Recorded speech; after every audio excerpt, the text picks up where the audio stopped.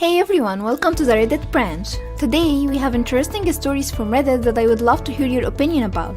So feel free to let me know what you think down in the comment section. If you enjoy the video, please give it a thumbs up and subscribe to the channel for content like this every day.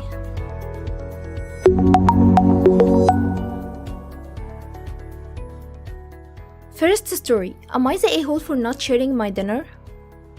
My 25-year-old boyfriend and I have been together for about 1.5 years and have been living together for a little over half a year.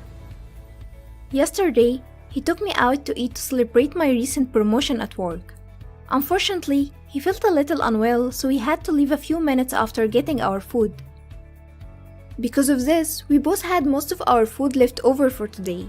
We both worked all day and I wasn't very hungry, so I snacked here and there and had a small bowl of my leftovers. It was a large portion originally, so I made sure to save a serving for a later meal as we don't have a ton of food in the house right now and I know I wouldn't feel like cooking later. My boyfriend ate all of his leftovers for breakfast and lunch. After work, we went and got a bottle of wine and then came home, and I expressed how hungry I was and how excited I was for my leftovers. He then asked me to heat up some for him. I said, sure, where's yours? Oh no, not mine, the pasta. My pasta? But that's mine, you didn't share yours with me. Well, I mean, technically I paid for it, so it's all mine. This is when I got quiet, because I hate when he says things like this. For context, without exaggeration, he makes 100 times the amount that I do. And even if he didn't, I saw the dinner as a gift to me because the original intention was to celebrate my promotion. So I went to my wallet, got $15 and handed them to him, and said, now it's mine. He blew up, started saying things like, guess I'll just starve then, which I found really manipulative. He went on to say how he does a lot for me and sacrifices a lot for me and that it would be nice of me to share with him. I responded with how I wasn't aware that him doing things for me suddenly meant I owe him, that I do things for him too, and that doing those things is just a bare minimum of being in a relationship. And just because he feels like it would be nice for me to share does not mean I'm obligated to share. Where I could be the a-hole, there was food to choose from in the house, so I probably could have shared the single portion I had and supplemented the meal with the snacks if I was still hungry. And he's right that it would have been nice of me to do. People replied in the comments with, get out now. This is just the tip of the iceberg. What happens when he pays for a medical procedure you need? Will he say that he owns you too?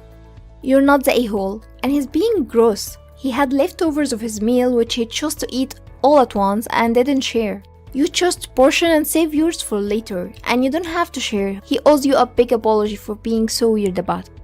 You're not the a-hole. He's manipulative and rude. He shouldn't be constantly bringing up all of the nice things he does for you. By attaching strings, he has negated any niceness there ever was. I cannot believe this guy. The dinner was just a gift.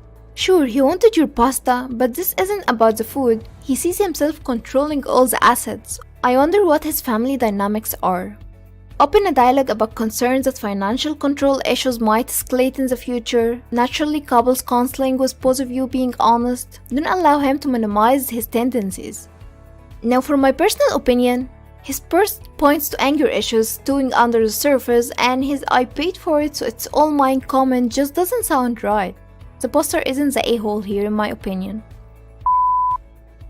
Next story. Would I be the a-hole if I don't move in with my mother-in-law? I've been with my husband for 13 years, married for 4 years. He's the only son. My mother-in-law's health has been declining in the past few months. She denies, but she's struggling with living alone and things got worse with the pandemic and having to stay home most of the time.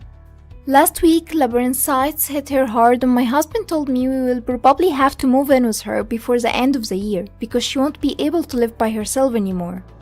I love my mother-in-law. She pampers me as if I'm her golden child. I have some issues actually with this, but that's history for another time. She helps whenever she can and is overall a good mother-in-law. However, living with her would not feel like I'm in my home. She moving with us is impossible because we don't have enough space. She's loud, talks a lot, watches TV with high volume, keeps her radio on all day long while the only sound in my home is the fan. Also, I have 3 dogs that I enjoy having with me while I work. They would have to stay in the yard. The biggest issue is the location. I have a supermarket close, mall, and I go public transportation while there is none of it there. The nearest grocery store is 30 minutes walking away and we don't have a car. I feel like I could be the a-hole because were it my mother, I wouldn't blink an eye. Would I be the a-hole if I refused to move in and try to find a middle ground? People replied in the comments with, "You're not the a-hole." The gentle a-hole in this situation is your husband, who announced that the two of you would have to move in with his mother with no other discussion of different options. You're not the a-hole, but is there possibly a compromise?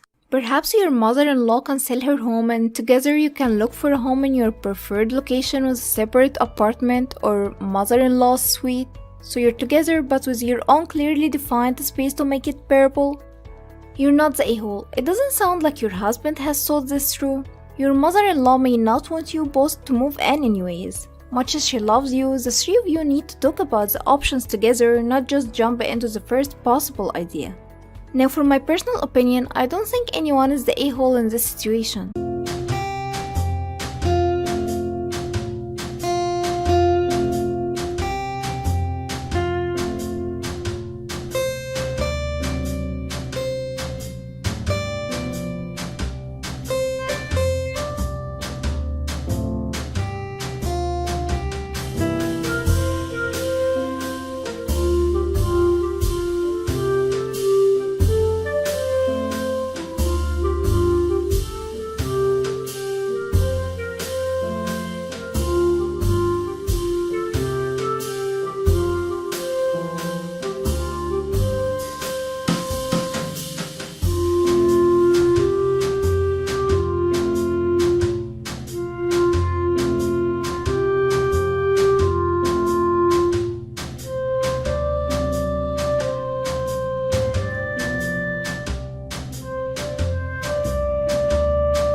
I believe this issue is best solved through a compromise that ensures that mother-in-law is taken care of and the wife isn't oppressed.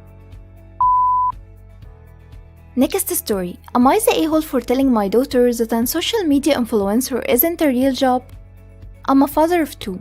One, Sam, 25 male, and Kate, 24 female. Sam is currently working as a business analyst. I'm a single dad and I have raised both of them since birth. Unfortunately, their mother died after a few years because of a car accident. Kate graduated high school 6 years ago. When Kate was 18, she didn't know what she wanted to do professionally, and I told her that she's free to go into any field she desires. So then, she decided that she would become a social media influencer, and when she told me that, I said, okay, as I didn't want to discourage her, and at that time she was in university pursuing an English degree.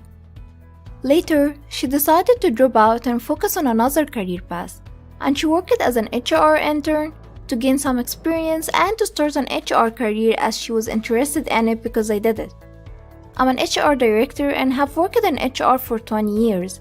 She worked as an HR intern for a few months, paid, and then suddenly she decided to quit it and work on social media influencing. Now I'm not going to stop her from pursuing what she wants to, and I said sure. So she starts posting on Instagram, and the only followers she has are her 1,000 followers, all from high school. From then, it's been around a few years and she's still at 1,000 followers. Yesterday night, I was sitting on the sofa watching TV and Kate sits next to me and she tells me, "Dad, I'm not getting any followers on Instagram and nor am I earning any money.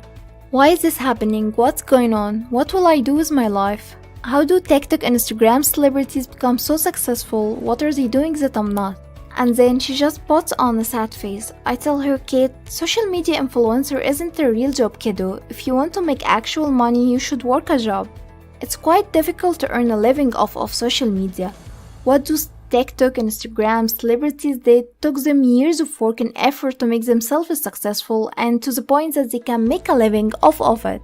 What you should have tried to do is work a job and on the side continue the Instagram and TikTok like a side hustle.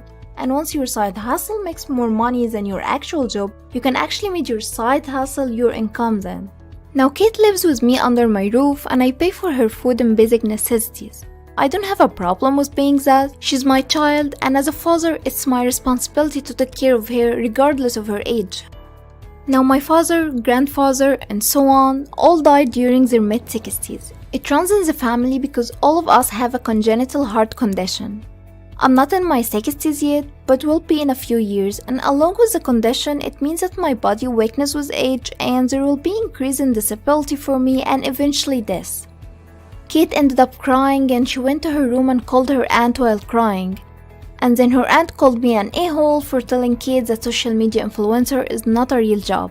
Her aunt then yelled at me for an hour on the phone and a couple of not so nice words and said I'm being a bad father. Am I the a-hole here? Edit. When I wrote Kate social media influencer is not a real job, kiddo, I did not intend to mean that it's not a job and it's bad. I did not mean that. I implied that it's a difficult profession to actually make a living off of it. I do understand that it's not an easy job work to do working as a social media influencer. It isn't easy, and for the last few years she's been ranting, complaining about how she's not earning any money from it, which is why I explained it to her that it's not a real profession in that sense, as it's a career that isn't that stable. Example with the app Vine, it was quite popular and people were earning well. But then what happened? Vine wasn't able to sustain. Many stars influencers fell off, and now what? People replied in the comments with, "Oh my god, no, you're not the a-hole. You sound like a wonderful and supportive father." She may be a little immature for her age though, as this is something she should have actually figured out on her own at this point. Saying you want to be a social media influencer is kind of like saying you want to be a pop star. Pursue it, that's awesome. But you have to have a plan B and work on both. If she loves social media, there are wonderful jobs where you are in charge of the social media for a company. I wonder if she could pursue a career doing that while she works on her influencer stuff. She may have to go back to school. I don't know.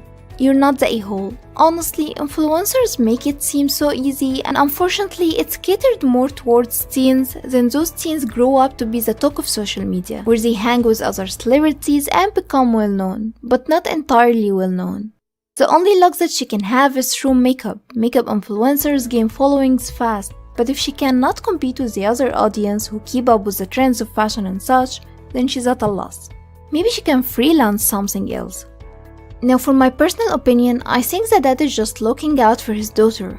Social media might seem easy, but it's not. It requires working smart rather than long hours. And if she didn't think to make a plan B, I don't think she's thinking smartly about this. This concludes all the stories we have for this video. Thank you so much for watching and I hope you enjoyed it. Please feel free to share your opinions in the comment section down below. Until next time.